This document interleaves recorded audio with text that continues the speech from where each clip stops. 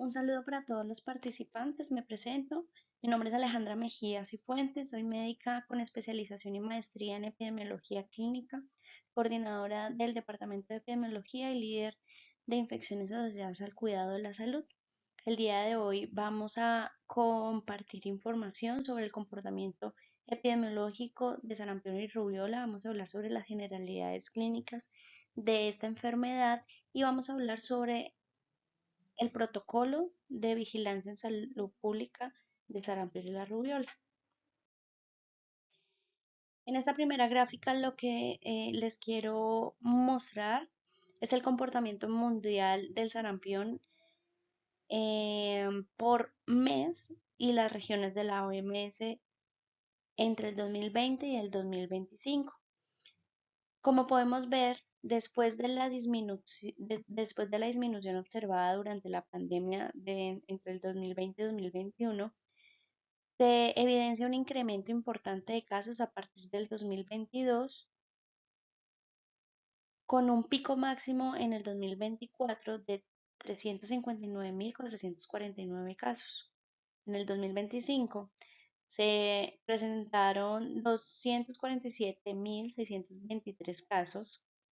Aquí tenemos que se evidencia una disminución respecto al año 2024. Sin embargo, se evidencia una carga alta, sigue siendo alta en cuanto al comportamiento de los años del 2020, 2021 y del 2022. Es importante también que vemos que en la región de las Américas, que son las barras azules claritas, no se ha presentado una aparición de casos desde pues la pandemia hasta finales del año 2024, donde ya tenemos en la región de las Américas casos y que van en incremento. Esto que nos demuestra que se está presentando una transmisión sostenida asociada principalmente a las brechas en las coberturas de vacunación. Este panorama pues resalta que hay que mantener una alta sospecha clínica en los pacientes que pues presentan clínica parecida a este evento. Es importante tener y garantizar las coberturas de vacunación más superiores al 95% para prevenir la reintroducción y la propagación del sarampión. Recordemos que es una enfermedad que se puede prevenir por medio de la vacunación. En esta siguiente diapositiva tenemos dos gráficas que nos permiten transmitir tres mensajes clave, ¿sí? Tres mensajes epidemiológicos clave. Tenemos, el primero es la magnitud del aumento de los casos. El segundo es conocer los países que impulsan la transmisión y entender la importancia de mantener la vigilancia epidemiológica. Esta gráfica en la primera nos muestra la evolución de los casos confirmados de sarampión por semana epidemiológica.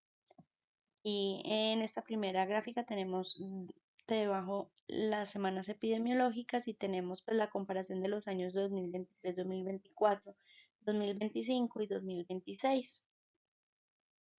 Se evidencia un cambio epidemiológico importante en los últimos años, como vemos acá tenemos el número neto, en el 2023 con 73 casos en toda la región, ¿sí? En la región de las Américas en 2023. En el 2024 tenemos una notificación de 466 casos, manteniéndose una transmisión relativamente baja. Sin embargo, en el 2025, como podemos ver, vemos un incremento explosivo y súbito, alcanzando los 15.039 casos confirmados. Entonces, eso nos hace ver la preocupación de la alerta que tenemos a nivel mundial y también ahora una alerta que tenemos a nivel nacional. Esto pues nos evidencia la reemergencia del sarampión y vemos en la alerta que en solo 2 años la región pasó de circulación esporádica a una transmisión sostenida con miles de casos. Como podemos ver ya en el 2026 o esta información, Ya en el registro de la primera a tercera semana epidemiológica del 2026 ya llevábamos 742 casos en las regiones de las Américas. En esta siguiente gráfica lo que se quiere mostrar son los países que tienen circulación activa del sarampión y los tres países con el mayor número de casos que tenemos. En las barras azules tenemos México, en las barras naranjas tenemos Canadá y Estados Unidos, pero también tenemos casos como en los países vecinos como Brasil y Argentina. Entonces, la idea es que tenemos que tener presente la circulación en todos los países de las regiones de las Américas para tener en cuenta el antecedente de viajes. Nuevamente aquí la tabla lo que nos muestra pues es el número neto total de casos identificado por cada país. Vemos que el mayor número de casos lo tiene el país de México con 6.521 casos en el 2025 y ya a semana epidemiológica número 4 ya lleva 1.767 casos, seguido pues de Canadá y Estados Unidos. En esta diapositiva tenemos dos gráficas, pues una representa el año 2025 y esta naranja representa el año 2026 a corte de semana epidemiológica número 8. ¿Qué es importante? Aquí nos hace la distribución de casos confirmados de sarampión y la incidencia por grupo de edad en las regiones de las Américas. En estas gráficas muestran dos aspectos diferentes, importante. Las barras representan el número de casos confirmados y la línea negra nos va a mostrar la tasa de incidencia en cada grupo de edad. Esto no solo nos permite identificar dónde hubo más casos, sino que también qué grupo presenta mayor riesgo. En la primera gráfica, la de barras azules, tenemos que en el 2025 se confirmaron un total de 14.767 casos y el mayor número de casos se presenta en los adolescentes de 10 a 19 años con 3.573 casos, seguido del adulto joven con 2.765 casos que se presentaron y en tercer lugar tenemos las edades de 1 a 4 años o los menores de 5 años. Tenemos 2.591 casos. Aunque los menores de un año, como vemos, registraron menos casos absolutos, ¿sí? Vemos aquí es el menor número de casos, sí, comparado con estas edades, fue el grupo con la mayor tasa de incidencia, indicando que es proporcionalmente son los más afectados, ¿sí? Y el mayor número de casos, pues el número de casos es en los adolescentes. Porque los menores de un año tienen la tasa de incidencia más alta. Y esto se debe a que este grupo poblacional es menor que pues los de mayor edad. Y adicionalmente este grupo poblacional tiene un riesgo porque no tiene completo el esquema de vacunación, ya que el esquema de vacunación se aplica en la triple viral al año y a los 18 meses. ¿Qué más nos muestra esta imagen? Que el sarampión está afectando a todos los grupos de edad, no únicamente a los niños pequeños. Los adolescentes y adultos jóvenes concentran pues la mayor cantidad de casos, lo que nos evidencia que este grupo poblacional se encuentra en brechas de inmunidad. Y los menores de un año son el grupo pues más vulnerable, como ya decía, no tenían el esquema de vacunación y pues depende del esquema o de la inmunidad de las demás edades. Eso se llama una inmunidad colectiva para que este grupo poblacional, los menores de un año, estén protegidos. La siguiente gráfica, que es la del 2026, tiene un comportamiento igual, similar, menos casos porque pues tenemos el registro únicamente en las primeras 8 semanas epidemiológicas, pero la tasa de incidencia sigue siendo mayor en los menores de un año por las mismas razones.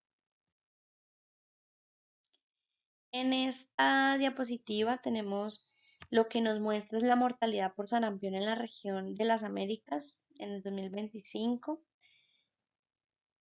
donde nos analizan las defunciones por sarampión según el grupo de edad, el sexo, nos muestra la tasa de mortalidad poblacional por 1000 habitantes y la tasa de letalidad. Aquí nos permite identificar cuáles son los grupos poblacionales más vulnerables y así poder reforzar las acciones en este grupo poblacional. ¿Qué tenemos en esta primera gráfica? Tenemos la tasa de mortalidad. Entonces, como podemos ver, el mayor número de muertes se concentra en los menores de 5 años y algunos pues en los mayores de 50 años o en este grupo poblacional 50 y 59 años. Pero, ¿qué nos representa la tasa de mortalidad? La tasa de mortalidad es mayor en los menores de los menores de un año. Nuevamente, porque el grupo poblacional en este grupo de edad menores de un año es menor que el grupo poblacional total de toda la población de 50 a 59 años. Entonces, a menor denominador, a menor población de lo que queramos ver, pues el indicador o la tasa va a incrementar. Esta es la razón de por qué la tasa de mortalidad es mayor en este grupo poblacional. Adicionalmente, que como habíamos dicho en la diapositiva anterior, la tasa de incidencia es mayor en este grupo poblacional, entonces se infectan más. Bueno, ahora pasamos a la tasa de letalidad, en donde vemos que, o bueno, recordemos que la tasa de letalidad es la corte completa de los que ya están infectados de sarampión. Son las muertes de personas con sarampión sobre la totalidad de los que enfermaron de sarampión. Entonces aquí tenemos que se presentó más muertes en los menores de 5 años, pero también se presentaron muertes en los de 50 en adelante o en este grupo poblacional de 50 a 59 años. Aquí sí cambia la tasa de letalidad. Acá la tasa de letalidad alcanza el 1% en la edad de 50 a 59 años. ¿Qué quiere decir? Que todos los pacientes infectados por sarampión, casi todos murieron, ¿sí? Se puede dar un ejemplo, 3 pacientes infectados con sarampión o confirmados por sarampión, estos 3 pacientes fallecieron. Y es el grupo poblacional que le sigue, es el grupo poblacional de menores de un año. Esta tasa de letalidad disminuye en comparación con el adulto de 50 a 59 años, dado a que la cantidad de población en este rango de edad se contagia más, es mayor, es más incidente. Y pues las muertes son menores comparado con la cantidad de menores que se contagian. Por esta razón, uno dice, ay, no, pero debería ser proporcional porque se evidencia que hay mayor muerte en este grupo poblacional en los menores de 5 años, pero son los que más se contagian. Entonces, el denominador es más grande que el denominador en el grupo poblacional de 50 a 59 años. ¿Cuáles son las características de los brotes de sarampión en las Américas? Pues tenemos que de los 14.640 casos confirmados de sarampión, en cuanto al antecedente de vacunación, el 78% de los casos no tenía vacunación, un 11% se desconoce. En cuanto a la fuente de infección, el 72% fue relacionado o asociado a un caso importado y el 20% desconocido. Y en cuanto a la clasificación final de sarampión, el 71% fue confirmado por laboratorio y el 22% se confirmó por nexo epidemiológico. ¿Qué tenemos actualmente? El Instituto Nacional de Salud de forma semanal hace una publicación de todos los eventos de interés en salud pública y los que están en alerta. Y el último, frente a este tema, concuerda el 22 de julio de 2026. Se han confirmado en Colombia 14 casos, de estos 8 son importados y 6 son relacionados a la importación. Especialmente los casos se concentran en Bogotá y en Santander, Bucaramanga. Continuamos con las generalidades sobre el sarampión y la rubiola, importante para la identificación principal o inicial del paciente que llega a urgencias especialmente. Como bien sabemos, el sarampión es una enfermedad viral causada por un virus del género Morbillivirus que pertenece a la familia Paramyxoviridae.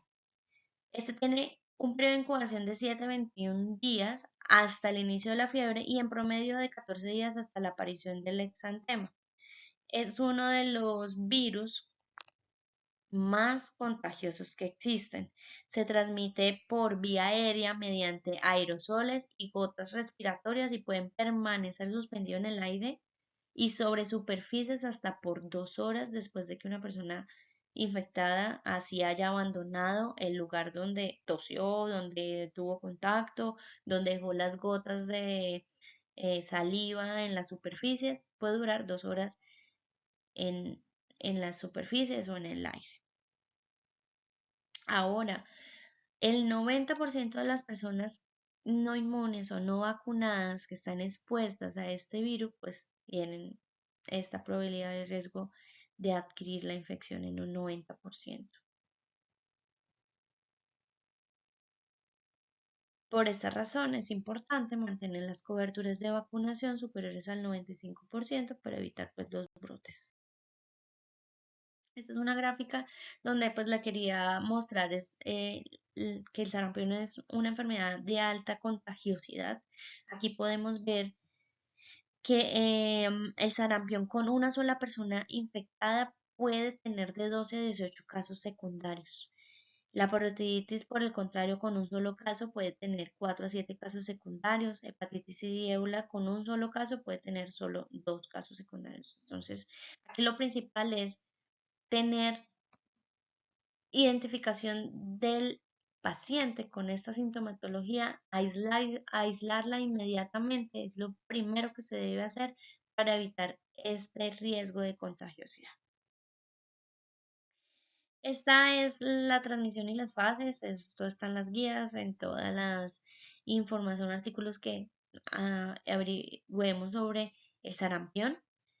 Mm, Identifiquemos que el sarampión tiene un periodo de incubación, como ya habíamos dicho, de hasta 12 días aproximadamente y posteriormente inicia una fase prodrómica caracterizada por fiebre, tos, coriza, conjuntivitis, que son síntomas que pueden confundirse con otras infecciones respiratorias. En esta etapa pueden aparecer, en esta etapa aproximadamente pues del segundo al tercer día pueden aparecer las manchas de Copley. Puede que no aparezcan, ¿sí? Pero estas manchas de Copley pues es un signo característico de este evento, consideradas pues el signo característico de la enfermedad. Entre el segundo y cuarto día del pródromo aparece el exantema maculopapular, ¿sí? Que inicia en la cara, detrás de las orejas y el cuello y progresa de forma cefalocaudal de la cabeza hasta los pies. Ahora, el exantema generalmente suele coincidir con el pico más alto de la fiebre y el exantema alcanza su máxima intensidad en los días 2 a 3 y puede permanecer hasta 3 a 7 días, que generalmente 7 días es el tiempo de aislamiento que por guía, por protocolo, nos indican para que este paciente esté aislado. 7 días después del inicio del exantema. Luego viene el periodo de convalecencia, en donde pues ya hay recuperación, donde hay una descamación fina de la piel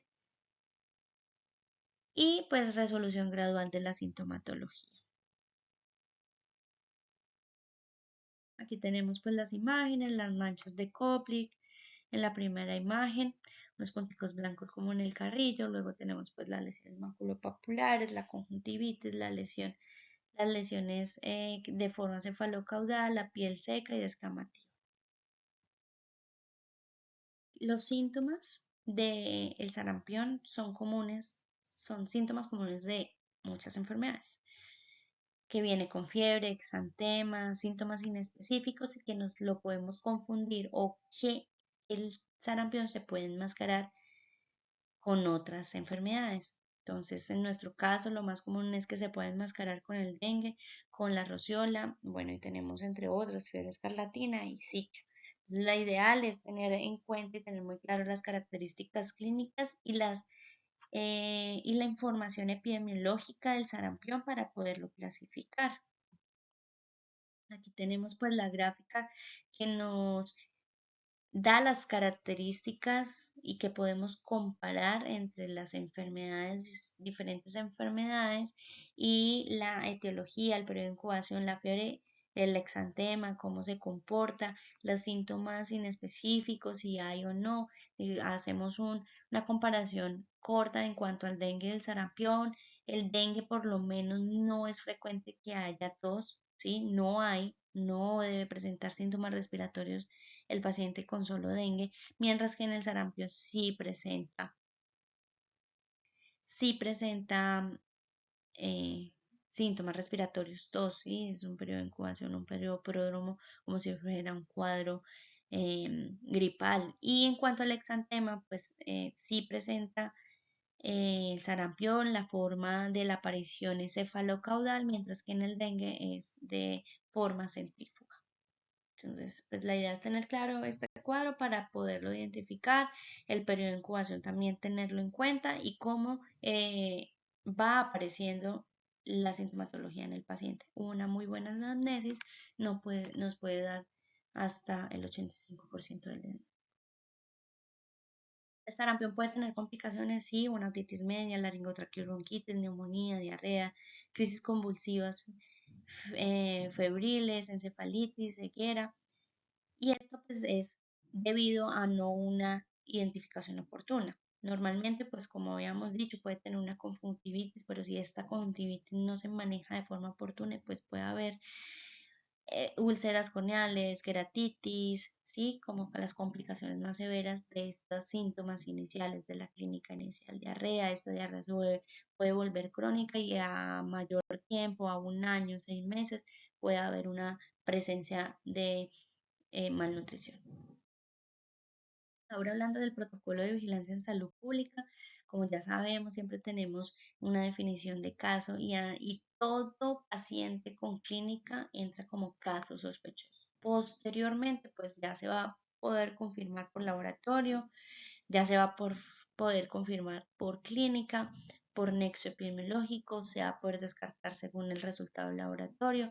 Se tiene que clasificar si es un caso importado, si es relacionado a una importación, si es asociado a una vacuna o si es un caso de una fuente desconocida. ¿Cuál es la definición de caso? Todo caso sospechoso es aquel que es diagnosticado por un profesional de salud que sospecha de sarampión y rubiola con la presencia de fiebre y erupción maculopapular y que puede, no en todas, pero puede estar acompañado de tos o coriza, inflamación de ganglios linfáticos retroauriculares, cervicales, occipitales y altrales. Es importante cuando tenemos un caso, em, importante considerar los factores epidemiológicos de alerta. Entonces, preguntar sobre antecedentes de viaje fuera del país, preguntar sobre los contactos de personas que hayan viajado fuera del país con circulación y estar muy atenta a la clínica en los lugares, como es el caso de Villavicencio y Meta, presencia de brotes por arbovirus y otras enfermedades que puedan causar pues fiebre y exantema. En nuestro caso pues estamos en brote de dengue y hay que sospechar según la clínica un posible sarampión. Aspectos claves para tener en cuenta inicialmente, para que nos quede claro, es la identificación del paciente bajo la anamnesis, el examen físico y los diagnósticos diferenciales. Cuando se tenga este caso, pues se va a aislar el paciente, se hace la notificación al Civigila, se confirma el aislamiento si se va a hacer de forma ambulatoria o de forma intrahospitalaria. Esto depende de las complicaciones que tenga el paciente y claramente garantizar las muestras de acuerdo con la fecha del inicio del exantema. Importante tener claro que este tiempo de toma de muestras es de acuerdo a la fecha de inicio del exantema. Ya lo vamos a ver más adelante con mayor detalle. Ante todo paciente con sospecha de sarampión, la primera medida es aislar. No se debe esperar la confirmación diagnóstica para iniciar las medidas de control y por lo que ya habíamos dicho previamente, es una enfermedad altamente contagiosa. No es que llegue el paciente, lo atienda, sospeche, lo envíe a la sala de espera donde puedo contagiar a todas las personas que están en sala de espera, lo lleve al laboratorio, infecto a mi personal de salud. No, lo que primero que se tiene que hacer entonces es identificar el paciente con la clínica, se aísla, se deja en el consultorio, se activa toda la ruta, llamar al laboratorio, notificar a epidemiología para que haga la notificación súper inmediata y identificar si se debe ser hospitalizado, aislamiento hospitalizado o aislamiento domiciliario. Como ya les había dicho previamente, se mantiene el aislamiento hasta 7 días después del inicio del exantema, que es el periodo que la persona puede transmitir la enfermedad. Luego de haberlo identificado, aislarlo, se hace la notificación en Vigila. Se hace en esta ficha de notificación bajo el código 730. No hay necesidad de escribir el código de rubiola, ya que este evento es conjunto. Si se va a procesar sarampión, también el instituto o el laboratorio de salud pública va a procesar rubiola. O lo contrario, si se coloca rubiola de sospecha, pues se va a procesar conjuntamente sarampión. Debe hacer una notificación súper inmediata desde el servicio de epidemiología. ¿Esto qué quiere decir? Antes de que recibamos la ficha en sí, tiene una llamada del médico tratante o del servicio con un caso sospechoso de sarampión. Nosotros tomamos los datos, revisamos historia clínica, hacemos un resumen corto, eso se llama una cápsula, y se envía a las entidades territoriales, Secretaría de Salud Municipal y Departamental. En cuanto a la obtención de muestras, depende del tiempo.